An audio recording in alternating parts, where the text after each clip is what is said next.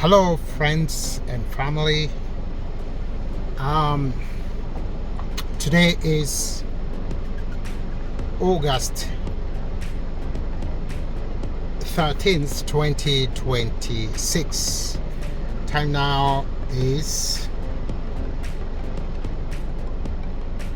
Japanese time is 5 o'clock.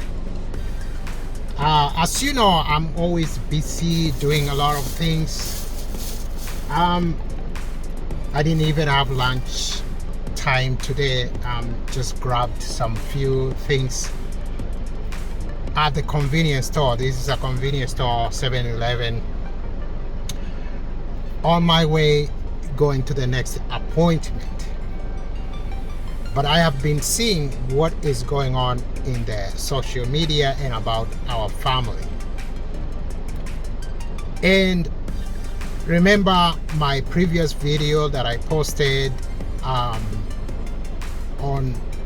August 1st this year, 2026, and it shows that I posted on August 2nd, but that was a little few minutes after midnight. That's when I posted it. Japanese time, Kenyan time was still 6 o'clock in the evening. So, and again, when I'm driving, it's very sunny. It's quite hot here in Japan. Temperatures now is 30 degrees Celsius.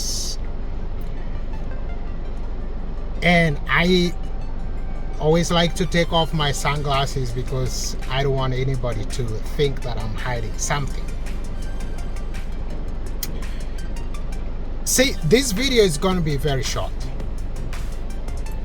In the last video, I told you people that it is time for us to expose the hypocrisy that has been going on in my family, that is Muchiri's family.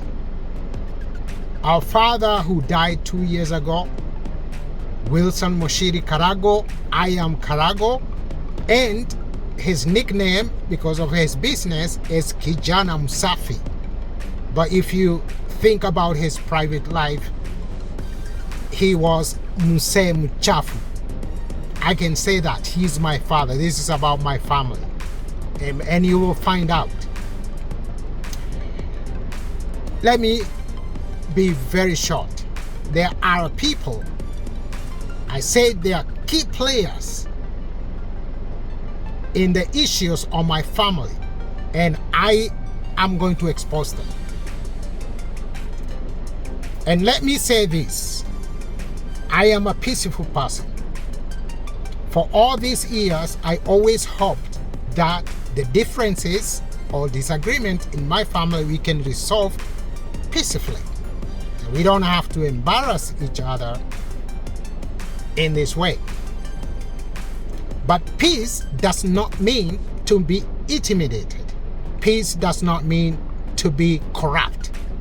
Peace does not mean to be silenced. And because I like honesty and openness, that's why I'm looking at the camera and talking to you. So the people I have mentioned in my videos, if you're not coward and if you don't have anything to hide, I challenge you to record a video like I am recording and bring your argument and let the people judge. So anyway, let me go to the point. See, before the gold digger, because that is the way, we call people who do good things to save lives, to rescue people, we call them angels. Why? Do they have wings like angels? No, we don't. We call evil people rapists, killers, thugs, we call them devils. Why? Because we call people in association with their personality and their characters and the deeds they do. I'm not talking about small mistakes people have, because we all make mistakes. But I'm talking people doing things on purpose. When it comes to family and our African traditional things, there are big families and small families. There are families which has 2, 3, 4, 5 wives, and people call, this is my stepmother, this is my stepmother, and we use our languages. Like in Kikuyu, and etc. and etc. Or etc. etc.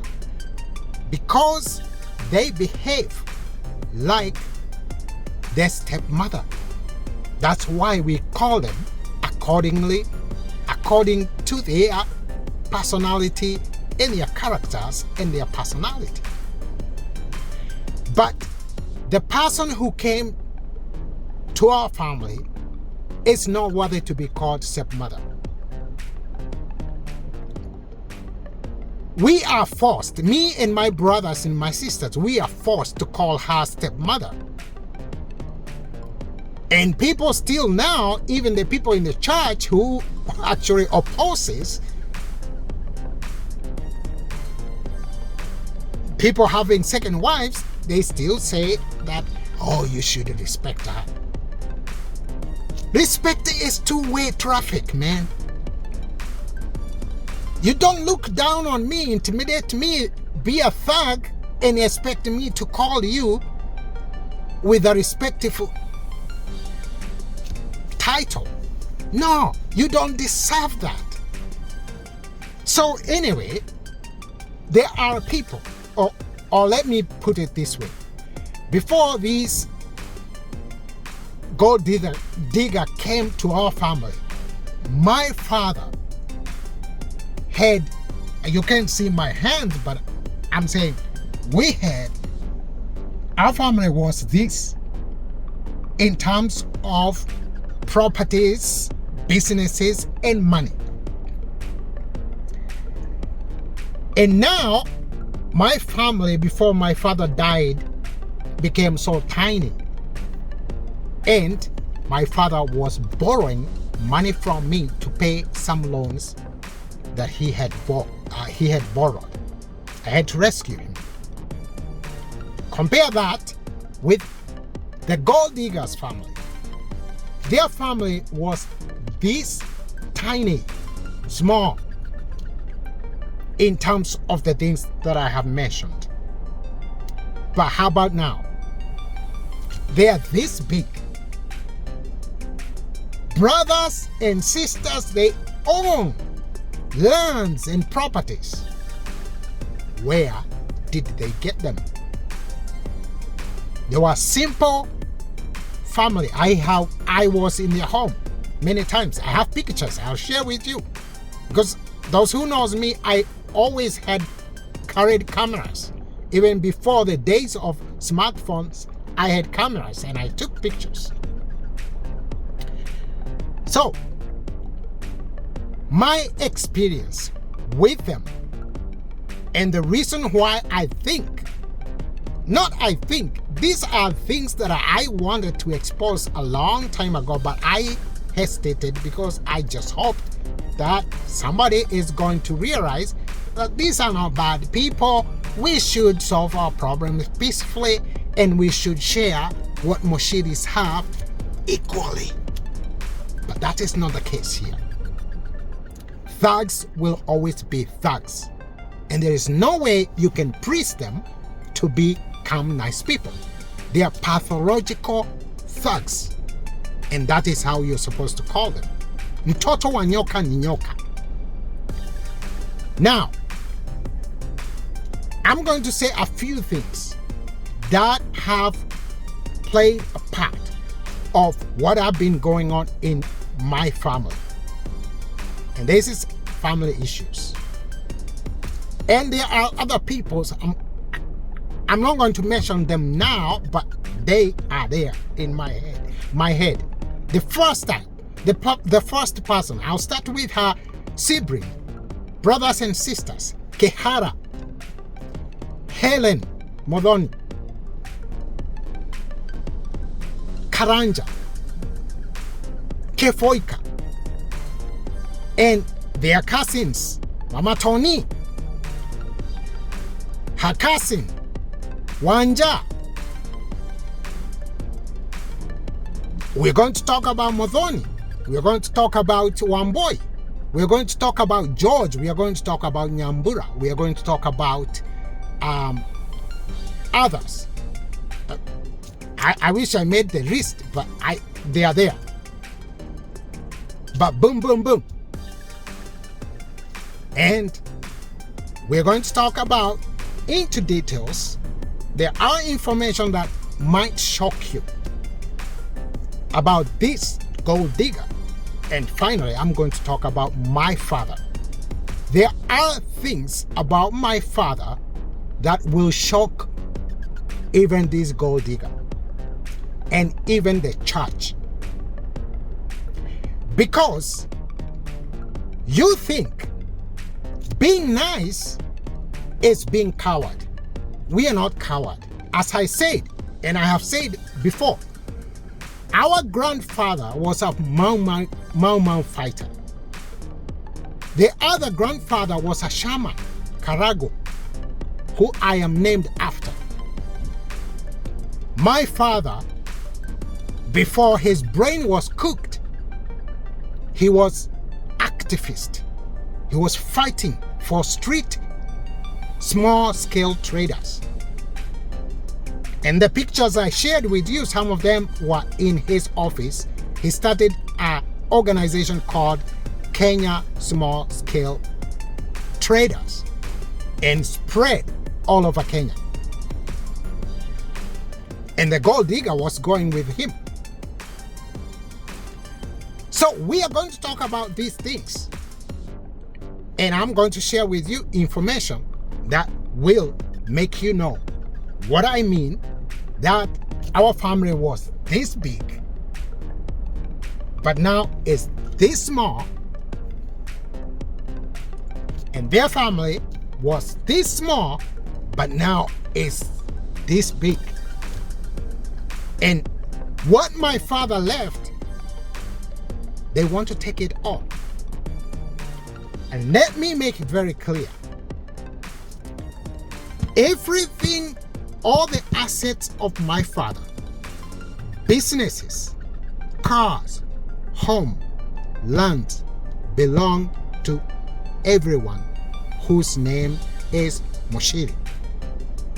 I repeat, everything belonged to Muchiri's family.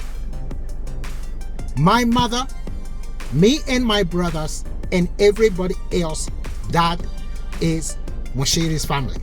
We are recognized by Kenyan government. And that is why I'm so pissed off to see this gold digger together with her thug rich people bringing police in our home in December to chase my mother and my brothers celebrating holidays. The home we have celebrated many times. The home that belonged to us. But corruption works in Kenya. A good police officer or a police boss with good brain in their head, they are called to go somewhere and chase some people, and they will ask questions. What is going on? They find out this is family matter, they will say, no. We deal with criminals. That is family matter, take it to court. Take it to family court. That's how things work. That's the legal system in Kenya and many other countries. And if there is no justice in Kenya and there is a violation of human rights in Kenya, and that is violation of human rights in Kenya, police intimidation. That's why they are killing even young people. See how they are killing Gen Zs. That's why we need a change in Kenya. And the root of all these things is corruption. And our family is not the first family to suffer these kind of things. But it's not going to be like this forever. I pray to Mwenenyaga, to Nyasai, to Guy, and all of the gods representing all 45 communities in our country. I pray to those gods that the next government we have will be a government that is going to have zero tolerance of corruption. Then we will all get justice. There are so many people who are suffering today. People are dying every day in Kenya, and the root cause is corruption. These rich thugs, they think they will continue to pee on people flying up there with their arrogance and getting people killed. They want to silence you. You cannot be silenced. It's not business as usual anymore. You touch my brothers, you touch my mother, you touched me. I'm talking to you, Gold Digger, Wangoi, and Mothoni, and you know what happened to my dad. And you, church, PCEA Kawasukari, you are the creator of all this chaos. You knew very well that my father had a wife, but you went on and did that wedding. Corrupt wedding. Intimidating again with those police. My brothers have been chased. My brothers have been taken even to Nyata house. Creating the stories that we want to kill them. But they had no basis. So the officer said, "Wewe mzee kwenda ukamalize mambo ya nyumba yako huko. Hapa tutakagi mchezo. Nyata house. Nyata house." How many times my brothers have been arrested? Now you're crossing the line and you get away with this, you bitch. And you think that you will always get away with it? It's not gonna happen. We're not going to allow. Mau Mau fighters, they went to forest either to get freedom or to die. But they're not going to let the invaders continue sucking blood out of Kenya. And you, the invader, you have sucked enough blood. Don't you think it is enough for you? I better stop here.